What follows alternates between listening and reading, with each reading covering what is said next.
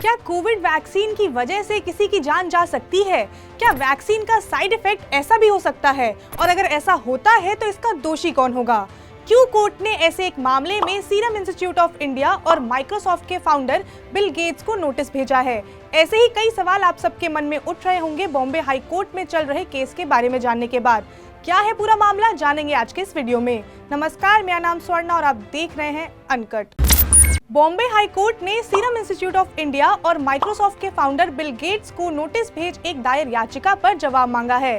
दरअसल पूरा मामला कोविड-19 पैंडेमिक के टाइम का है।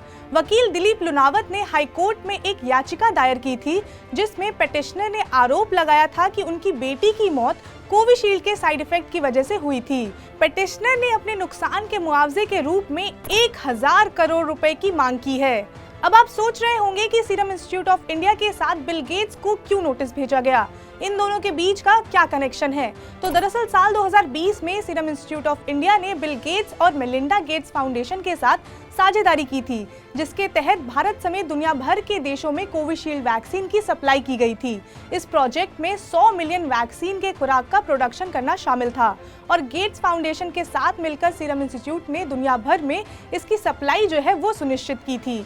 बॉम्बे हाई कोर्ट में दायर याचिका में बाकी रेस्पोंडेंट्स के रूप में भारत सरकार, स्वास्थ्य मंत्रालय, drug control general of India, doctor V G Somani, drug control general, Maharashtra सरकार और एम्स के निदेशक डॉक्टर रणदीप गुलेरिया को भी शामिल किया गया है। मीडिया रिपोर्ट के अनुसार दिलीप लुनावत ने अदालत को बताया कि उनकी बेटी धमनगांव में एसएमबीटी डेंटल कॉलेज और अस्पताल में डॉक्टर और सीनियर लेक्चरर थी। उन्होंने कहा कि उनकी बेटी जहां काम करती थी वहां के सभी स्वास्थ्य कर्मियों को कोविशील्ड लेने के लिए मजबूर किया गया था, जिस कारण से उनकी बेटी ने भी वैक्सीन लगवाया। पिटिशनर ने कहा कि उनकी बेटी को आश्वस्त किया गया था कि टीके पूरी तरह से सेफ हैं और इसका उनके शरीर पर कोई खतरा नहीं होगा। पिटिशन में दिलीप लुनावत ने ये भी कहा कि डॉक्टर सोमानी और डॉक्टर रणदीप गुलेरिया ने उस समय कई इंटरव्यू दिए और लोगों को आश्वस्त किया कि टीके सुरक्षित हैं, लेकिन इन सब के बावजूद भी उनकी बेटी की जान चली गई। इतना ही नहीं, याचिकाकर्ता ने 28 जनवरी 2021 को उनकी बेटी को लगे वैक्सीन के सर्टिफिकेट को भी कोर्ट में सबमिट किया है। याचिका में ये भी मेंशन किया गया है कि 1 मार्च 2021 को कोविशील्ड वैक्सीन के साइड इफेक्ट की वजह से उनकी बेटी की जान चली गई। पिटिशनर का कहना है कि ये क्रिमिनल ऑफेंस है और आज भी ये कंपनी उसी तरह से काम कर रही है, इसलिए उन पर सख्त से सख्त कार्रवाई होनी चाहिए।